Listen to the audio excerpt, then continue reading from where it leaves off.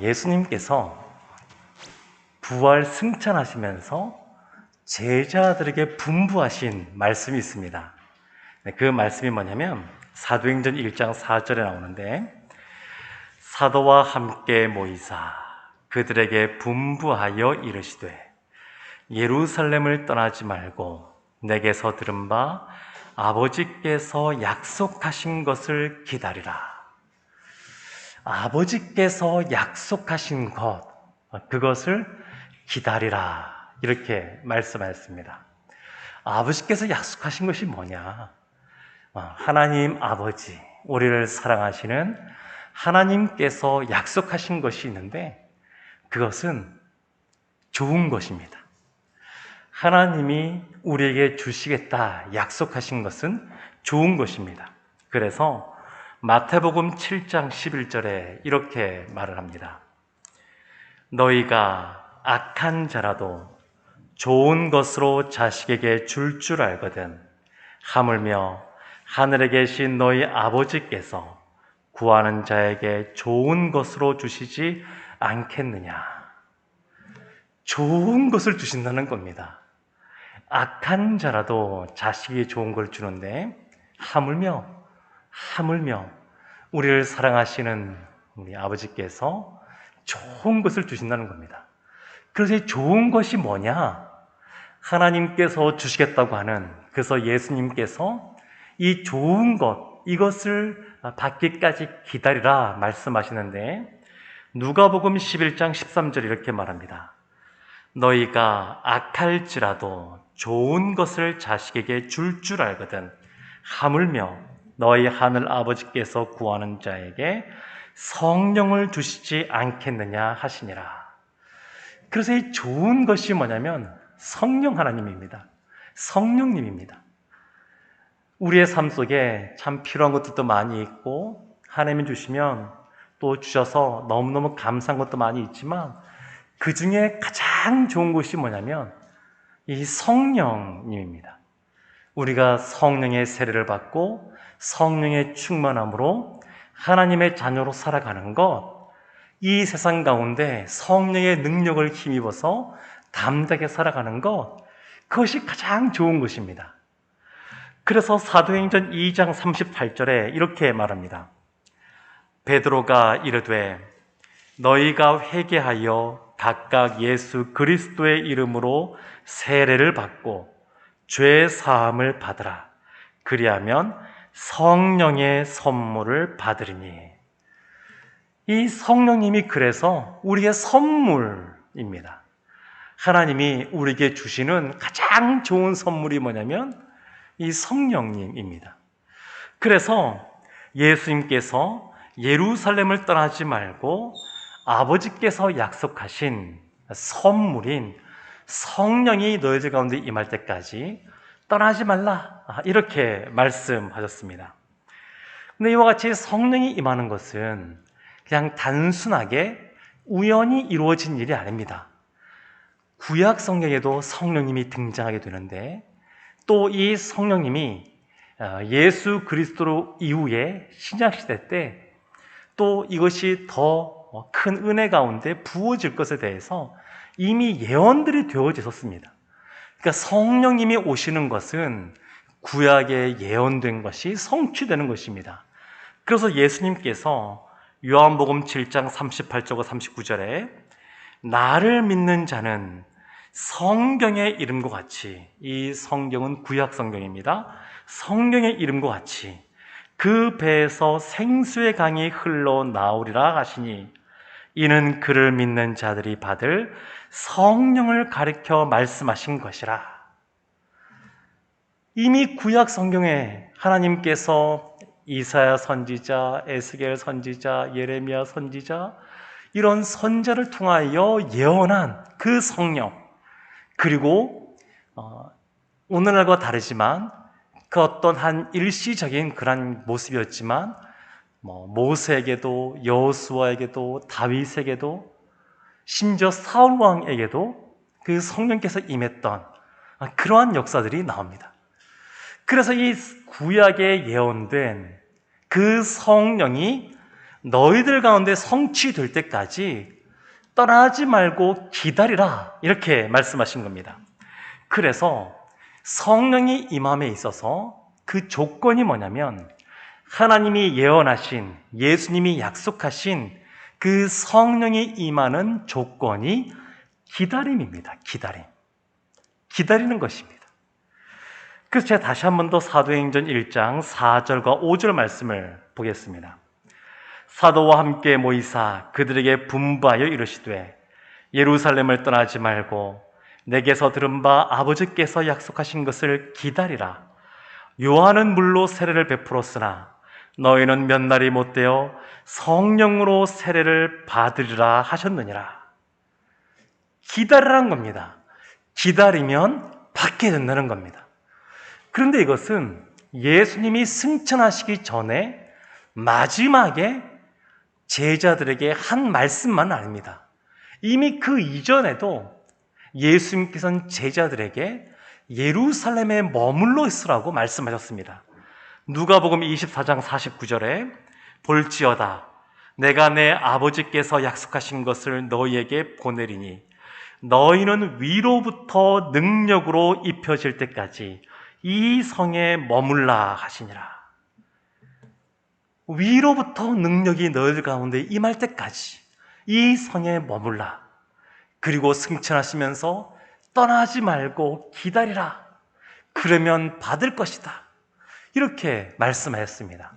사랑하는 성도 여러분, 성령님은 기다리는 사람에게 충만히 임재하십니다. 성령님을 사모하고 기다리고 그 임할 때까지 머물러 있는 사람, 그 사람에게 성령님이 임하십니다. 근데 왜 예수님께서 이 제자들에게 예루살렘을 떠나지 말고 성령을 하나님께서 주실 때까지 기다리라 이렇게 말씀하셨을까요? 예수님께서 사도행전에서도 1장 8절에서도 증인된 삶에 대한 사명을 주셨는데 이 증인된 삶을 살아가기에 성령님이 꼭 있어야 되기 때문에 그렇습니다. 복음을 증거하는 삶, 하나님이 주신 사명을 감당하는 삶을 삶에 있어서는 우리의 힘으로 감당할 수 있는 것이 아니라 성령님이 능력을 주셔야 감당할 수 있기 때문에 성령이 임하기 전에는 아무런 사역도 하지 말라는 겁니다. 이건 오늘날도 마찬가지입니다. 우리가 교회에서 하나님 나라 이 공동체에서 하나님이 주신 사명을 감당할 때는 성령이 주시는 능력 가운데서 그것을 행해야 됩니다. 그래서 성령이 임하지 않은 상태에서는, 성령 충만하지 않은 상태에서는 그냥 멈춰서 있어야 됩니다. 다른 생각할 필요가 없습니다. 하나님 나라의 일은 하나님이 주시는 능력으로 그것을 감당해야 되기 때문에 지금 이 제자들이, 사도들이 복음을 증거하는 증인된 삶을, 사명을 받았지만 그것을 감당하기 전에 성령을 받으라고 예수님께서 그래서 말씀하신 겁니다. 사도행전 10장 38절에 예수님께서도 이와 같이 행하셨는데 하나님이 나사렛 예수에게 성령과 능력을 기름 붓듯 하셨음에 그가 두루 다르시며 선한 일을 행하시며 마귀에게 눌린 모든 사람을 고치셨으니 이는 하나님이 함께 하셨음이라. 하나님이 예수님께 성령을 기름 붓듯 이미 부으셨습니다. 그리고 함께 하셨습니다. 그래서 예수님이 가는 곳마다 가르치고 선한 일을 행하시고 그리고 악한 것을 쫓으시고 그런 사역들을 감당하신 겁니다. 예수님도 하나님이 부어주시는 성령, 기름 붓듯 부어주시는 성령의 능력을 힘입어 그 사역을 감당했는데 하물며 우리는 어떻겠습니까? 그러니까 우리가 사역을 감당할 때에도, 이 세상을 살아갈 때에도 성령님이 우리 가운데 거하시도록 그래서 늘 사모하며 기다리는 것이 필요합니다. 또 왜 예수님께서 이 제자들에게 성령이 너희들 가운데 임할 때까지 기다리라 이렇게 말했냐면 예수님께서는 늘 하나님의 자녀들, 제자들이 하나가 되기를 원하셨습니다. 어떻게 하나가 되냐면 성령 안에서 하나가 되기를 원하셨습니다.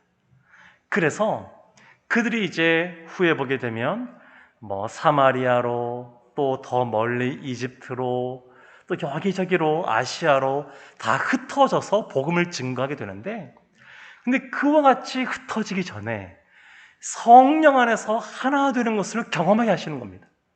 성령 안에서 우리가 하나다라고 하는 것, 그러니까 이 하나다라고 하는 것은 성령 안에서 이루어지는 것이고, 분열되는 것은 사단 안에서 이루어지는 겁니다.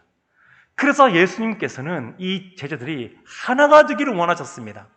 그래서 흩어지기 전에 그들이 모여서 한 성령, 그 성령을 같이 경험하기를 원하셨습니다. 사랑하는 성도 여러분, 그래서 우리도 늘 이 성령님을 사모해야 됩니다. 우리도 늘 가정에서도, 또 교회에서도, 우리의 삶의 터전에서도 늘 우리가 성령 충만하도록 우리가 늘 사모하는 마음으로 나가야 됩니다.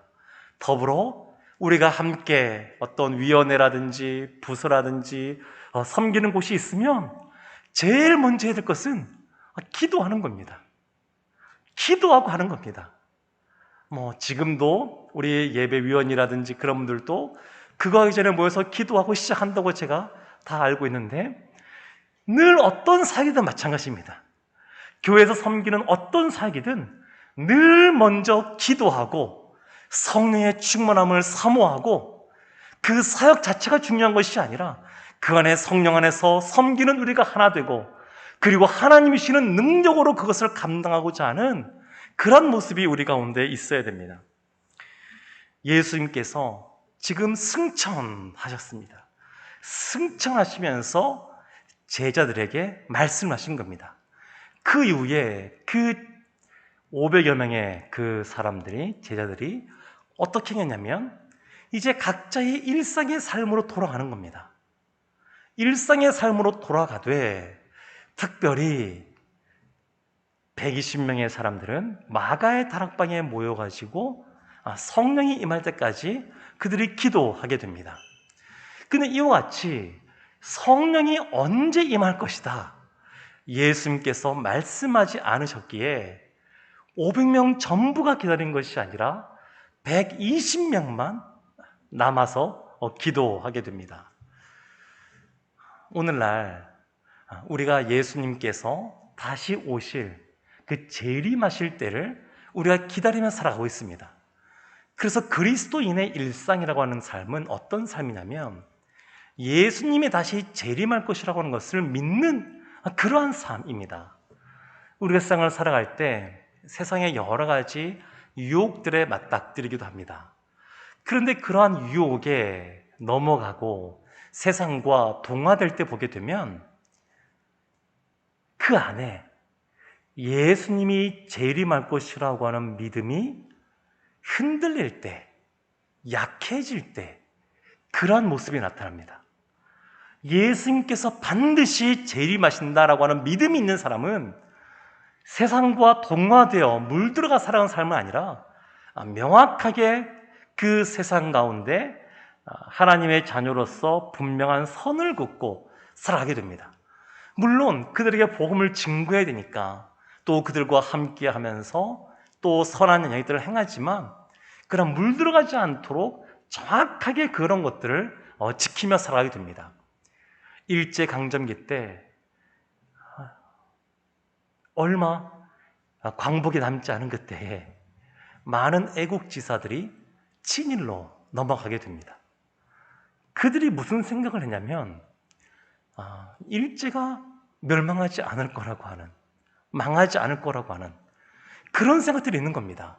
만약에 그들이 1년 뒤에, 2년 뒤에 그런 일제강점기가 끝난다라고 하는 것을 알고 있었다 그러면 넘어갈 사람이 별로 많지 않았을 겁니다. 견뎠을 겁니다. 그런데 그 일제강점기에서 벗어날 수 있다고 하는 것을 믿지 못하니까 그 마지막 때에 수많은 애국지사였던 분들이 변절되는 모습이 나타났었습니다. 사랑하는 성도 여러분, 그래서 예수님의 재림을 믿지 못하면 세상 가운데 순응하는 삶을 살게 됩니다. 그래서 오늘 말씀을 보게 되면 어떻게 하면 그러면 성령의 충만함을 경험할 수 있느냐? 사도행전 1장 14절에 이렇게 말합니다. 여자들과 예수의 어머니 마리아와 예수의 아우들과 더불어 마음을 같이하여 오로지 기도에 힘쓰더라. 12 그 사도와 그 사도들과 또 여자들, 예수의 어머니 마리아, 예수의 아우들, 성격은 좀 다르지만 그들이 모여서 오로지 기도에 힘썼습니다. 그래서 성령 충만을 받으려면 첫째 어떻게 기도해야 되냐면 간절하게 기도해야 됩니다. 간절하게. 그리고 기도할 때 집중해서 기도해야 됩니다. 이들이 열흘 동안 다른 것에 신경 쓰지 않았습니다. 오로지 기도에 힘썼습니다. 그래서 기도할 때 아주 몰입해서 기도하는 것이 필요합니다. 사람은 일반적으로 여러 가지 기도 제목 놓고 집중해서 기도하기가 어렵습니다. 기도할 때 언제 깊이 하나님 앞에 나아가 기도했던가 돌이켜보게 되면 한 가지 기도 제목 갖고 기도할 때, 한 가지 주제 가지고 기도할 때입니다. 기도할 때 여러 가지 기도 제목을 놓고 깊이 있게 기도하기가 참 어렵습니다. 깊이 있게 기도했던 그 한나, 기도의 제목이 딱 한 가지였습니다. 깊이 간절하게 또한 나아갔던 불의한 재판장에 나갔던 그 과부, 한 가지입니다. 한 가지. 한 가지 기도 제목이 있을 때에 깊이 있게 나갈 수 있습니다. 그러니까 다른 것 생각하지 않고 그 한 가지를 놓고 집중해서 몰입하여 간절하게 기도할 때 성령의 충만함이 임하게 되는 겁니다. 또 있습니다. 지금 이들이 마음을 같이 하여 기도했습니다. 마음을 같이. 홀로 한 것이 아닙니다. 합심해서 한 겁니다. 우리가 언제 성령의 충만함을 힘입었느냐? 한번 돌이켜보시면 홀로 골방에서 기도할 때 성령을 뜨겁게 체험한 분들도 계시겠지만 많은 분들은 함께 기도할 때입니다. 부흥회 때, 특세 때, 또 아니면 예전에 기도원에 갔을 때, 또 학생 때, 수련회 때 이럴 때입니다. 홀로 기도하는 것이 아니라 함께 모여서 함께 소리 높여서 합심하여 기도할 때 그때 그런 역사가 나타납니다. 성령의 충만함은 120명의 그 성도들이 모여서 합심하여 기도에 힘쓸 때 120명 모두에게 성령의 충만함이 임했습니다. 그러니까 성령의 충만함을 힘입으려면 홀로 기도하는 것이 아니라 합심하여 기도할 때 그와 같은 은혜들이 많이 나타나는 것을 볼 수 있습니다. 또 이들의 기도의 특징이 있습니다. 그것은 집중하여 기도했다는 것이고 합심하여 기도했다는 것이고 또 하나는 기도가 응답될 때까지 기도했다는 겁니다. 몇 날이 못 돼요 라고 말씀하시지만 그 몇 날이 언제인지 모릅니다. 언제 임할지 모릅니다. 그들도 생업이 있어서 여러 가지 해야 될 일들이 있을 텐데 근데 예수님의 말씀에 그 모든 것을 내려놓고 오로지 기도하는 일에 열흘 동안 집중했습니다. 예수님께서 열흘을 기다려라. 그러면 좀 더 수월할 텐데 언제 임하실지 알지 못하는 상황이었습니다. 그러나 기도는 응답될 때까지 기도하는 겁니다. 오늘날 우리가 기도할 때도 마찬가지입니다. 우리의 간절한 기도점을 가지고 기도할 때 언제까지 기도하는 거냐면 다니엘처럼 기도하는 첫날 하나님이 응답하셔도 그러나 그것이 실제 이루어질 때는 언제인지 우리가 다 알 수가 없습니다. 그러니까 끝까지 응답될 때까지 기도해야 됩니다. 사랑하는 성도 여러분, 우리는 삶을 살아가면서 때로는 너무 하나님을 향한 기대, 하나님이 주시는 은혜를 너무 작게 사모할 때가 있습니다. 이 정도면 되었지 만족하기도 합니다. 그런데 은혜는 작은 은혜만 있는 것이 아니고 큰 은혜가 있습니다. 작은 복만 있는 것이 아니고 큰 복이 있습니다. 작은 도움만 있는 것이 아니고 큰 도움이 있습니다. 하나님께서 우리들 가운데 능력을 행하실 때에도 큰 능력이 있습니다. 그러니까 우리가 하나님께 기도할 때 입을 크게 열고 하나님께 기도해라 라고 말씀하고 있는 것처럼 하나님의 큰 은혜를 사모하고 나가는 겁니다. 성령의 충만함을 간구하며 나갈 때도 이전에 경험했던 그 은혜를 누리게 해달라고 기도하는 것보다 이전에 경험해보지 못했던 더 큰 성령의 충만함, 예배를 위해 기도할 때도 이전에 경험해보지 못했던 더 큰 하나님의 임재하심과 하나님의 조명하심과 하나님의 은혜 베푸심에 대해서 우리가 사모해야 됩니다. 지금 우리 기도할 때 그것이 필요합니다. 하나님은 그렇게 능력이 작으신 분이 아니십니다. 그리고 우리에게 작은 것을 주기를 원하시는 분도 아니십니다. 우리를 사랑하는 아버지로서 좋은 것을 주기 원하시고, 그리고 독생자 예수 그리스도를 통하여 우리를 구원하시고, 또 성령 하나님을 통하여 우리 가운데 선물을 풍성하게 주기를 원하시는 분이십니다. 그래서 기도할 때에 늘 크게 기도하는 것이 필요합니다. 이 정도면 되었다고 만족하는 것이 아니라 더 갈급한 심령으로, 갈망하는 마음으로 하나님께 기도해야 됩니다. 출애굽기에 성막을 짓는 장면들이 나옵니다. 하나님이 부살렐과 오홀리압을 그들에게 지혜와 총명을 부어주시는데 충만하게 하셨다고 말합니다. 충만한 은혜, 가득 차고 흘러넘치는 그러한 은혜. 이스라엘 백성이 성막의 재료들을 자원하는 마음으로 갖고 나오는데 아침마다 갖고 나와서 넘치는 겁니다. 그래서 그만 가지고 된다고 말할 정도로 충분한 은혜. 하나님은 우리에게 충만한 은혜, 충분한 은혜, 그런 은혜를 주기를 원하십니다. 사랑하는 성도 여러분, 그래 우리가 늘 풍성한 은혜를 갈망하며 늘 주 앞에 집중하여, 그리고 함께 합심하여, 그리고 기도의 응답이 될 때까지 성령의 충만함을 위하여 기도한다 그러면 성령 하나님이 그 이전에 경험해보지 못했던 놀라운 그러한 은혜로 우리 가운데 임하실 줄로 믿습니다. 믿음의 그 선배 목사님들 중에서 미국에서도 한국에서도 그런 목사님들 계시는데 성도님들에게 이런 말을 했다 그럽니다. 하나님의 은혜가 어느 예배 때에 충만히 임재할지 모르기 때문에 모든 예배에 다 참석하셔야 됩니다. 당신이 빠진 그 예배, 그때 그런 일이 벌어질 수도 있습니다. 그러니까 우리가 늘 예배를 드릴 때마다 늘 기대하는 마음으로, 사모하는 마음으로 나오는 것이 필요합니다. 하나님이 늘 우리와 함께 하시고 은혜를 베풀어 주시지만 특별히 더 은혜를 베푸실 때가 있습니다. 그때에 우리 모두가 다 그 하나님의 은혜 베푸시는 그 자리에 함께 있기를 주님의 이름으로 축원합니다. 성령의 충만함이 임하면 사명의 사람이 됩니다. 하나님께서 우리 가운데 성령의 충만함이 임할 때에 우리의 삶이 의미 있는 삶이 됩니다. 허무한 삶을 살아가는 것이 아니라 하나님 안에서 의미 있는 삶, 그리고 감사가 넘치는 삶, 그런 삶을 살게 됩니다. 이사야서 44장 3절에 이렇게 말합니다.